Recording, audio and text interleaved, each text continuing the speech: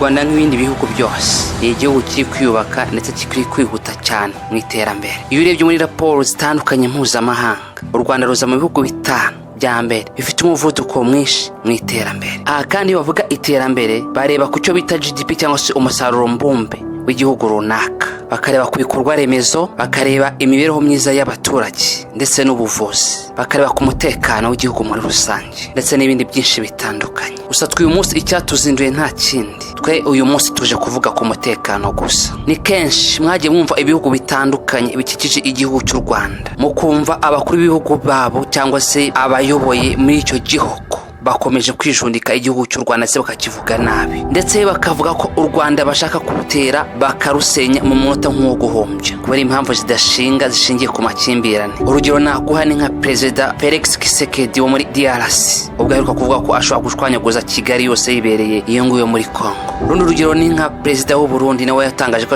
ashaka gutera igihugu cy'u Rwanda. Ibyo byose nta n'umwe utarabyumvise kuko n'umwana mutoya utabashije kubisoma mu nyamakuru yabyumvise kuri radio. Gusa ibyo byose byarumviswe ariko twarategereje ntago byabaye. Ese waba utekereza kwihe mpamvu byaba bitarabaye? Igihugu cya Congo cyashinjaga u Rwanda ko rwivanga ku mutekano w'umurasirazuba bwa Congo, ariko mu by'ukuri ntago ariko byari bimeze. Igihugu cy'u Rwanda cyo cyavuga ko nta mpamvu n'imwe cyo kwivanga mu miyoborere ya Congo. Ku Rwanda n'igihugu kigendera kuri mategeko mpuzamahanga, amategeko agenga kubahiriza ubusugire bw'igihugu runaka, ahubwo kubera ibibazo bitandukanye bya Congo no kutabasha kumetiriza umutekano w'igihugu cya Congo bitewe n'imitwe y'inyeshyamba itandukanye irenga 400 yose ibarizwa mu burasirazuba bwa Congo, ndetse n'ubuyobozi bujegajega iyo ngiyo muri Congo bananiwe gukemura ibibazo byabo, ahubwo bakagegeka ku gihugu cy'u Rwanda. Kandi mu by'ukuri u Rwanda nta nyungu nimwe rwigeze rugira mu kwivanga umutekano muke w'igihugu cya Congo. Mu by'ukuri iyo urebye mu makuru tubona atandukanye usanga iyo ngiyo mu burasirazuba bwa Congo hari imitwe irenga 400 kandi ishyigikiwe n'ibindi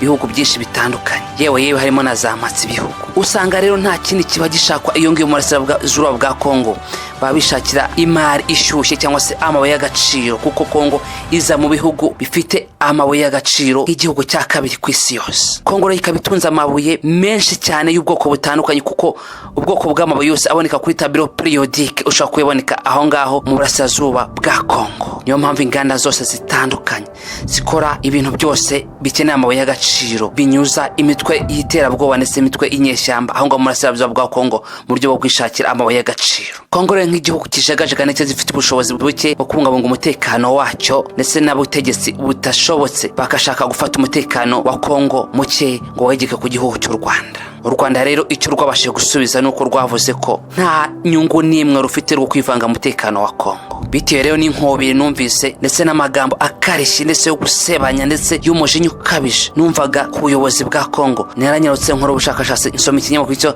Global Fire Power cyandika imbaraga za gisirikare mu bihugu bitandukanye ku isi, ngira ngo menye ese ubundi iki gihugu cya Congo cyangwa se ibindi bihugu byifuza kudutera biramutse biduteye twabasha kwirwanaho ku buryo bufatika. Aha kino kinyamakuru cyandika ano makuru kigendeye ku makuru yaba yakusanyijwe ku bisirikare bitandukanye, barebye umubare w'abasirikare, ingengo y'imari ndetse n'ibikoresho ibisirikare bitandukanye bigiye bifite. Aha rero dushingiye kuri ubushakashatsi tugiye kubabwira ibikoresho birindwi cyangwa se ibikoresho bya gisirikare birindwi bihambaye u Rwanda rwibitseho umwaka wa 2024. Bakunzi ba Jungle Time Show turabarikira kubana natwe muri session y'uyu munsi kugira ngo tugane kuri ibikoresho bihambaye igihugu cy'u Rwanda cyaba kiramaze kwibuka mu mwaka wa 2024.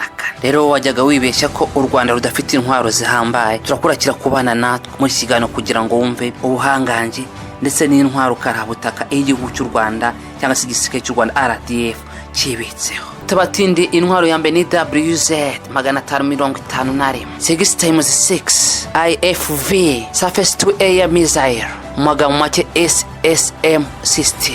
Iyi ntwari ikaba ikomoka mu gihugu cy'Ubushinwa, ikaba ishobora kurasira rimwe missile 8 zo kurwanya indege, kandi ikaba ikoreshwa mu kurinda ibikoresho bya gisirikare ndetse n'ibinyabiziga bya gisirikare mu gihe byaba byataswe n'indege zo mu kirere. Iyi missile cyangwa se iyi ntwaro nta ndege n'imwe ishobora kwica muri humye mu gihe cyose yaba yifashishijwe ku rugamba, kuko systeme yayo bikoranye ishinzwe kudetectinga ikintu cyari cyo cyose cyaba gicaracara mu kirere, cyane cyane indege ihita ishwanyaguza mu kanya gato nk'ako guhombya. Tutabatindiye twagiye n'intwaro ya kabiri.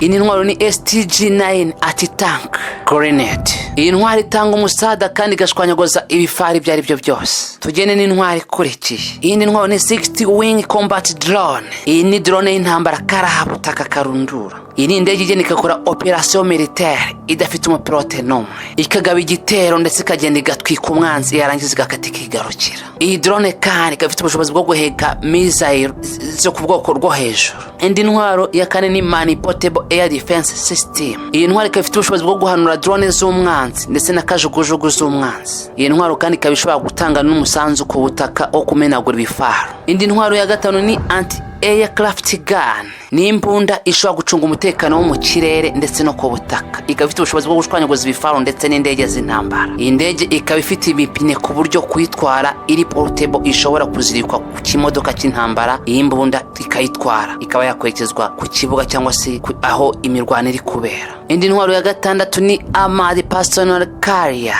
cyangwa se APCs mu magambo make. Ibi ni ibimodoka by'intambara by'imitamenwa bishobora kwifashishwa ku rugamba.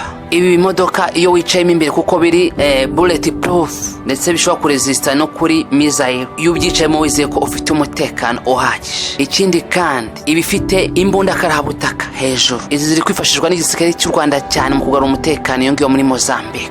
Tutabatinde twagiye kwindi ntwaro karahabutaka ya karindwi igisirikare cy'u Rwanda kibitseho mu mwaka wa 2024. Iyi ntwaro nta yindi ni artillery system. Iyi ni intwaro irasakura ikabasha guhasha umwanzi mu birometero binini cyane, nibura ibirometero 600. Iyi ntwaro ikaba yifashishwa mu guca umwanzi imbaraga aho yaba ari hose mbere yuko abasirikare barwanira ku butaka bamugeraho bagiye gukora cya kintu twita isukura. Rero ni mujye mwumva muzehe wacu cyangwa se Perezida Kagame avuze ati muturage w'u Rwanda ujye uryamusinzire, ntago abiba ari ibintu byo guhimba, ni ibintu aba azi neza yizeye neza ko umutekano w'u Rwanda urinzwe ku rwego rwo hejuru. Gusa sizi intwaro zonyine u Rwanda rufite, kuko u Rwanda rufite izindi ntwaro zihambaye tutavuze umunsi tuzabwira mu kiganiro cy'ubutaha, kuko u Rwanda hari izindi ntwaro rufite ndetse ziri kuri standard, ziri ku rwego rwo hejuru ndetse zimwe zikoreshwa n'ibihugu bihambaye nka Leta Zunze Ubumwe za Amerika ndetse n'Uburusiya. Bakunzi ba Jungle Time Show, ngayo nguko rero hari icyo wifuza kutubwira wacyandika muri comment. Ikindi kandi ukwiye gukora subscribe ukajya ubana natwe mu biganiro tugutegura, kuko ibiganiro mutegurwa na Adidutse Rwanda nakagaruka. Ciao ciao.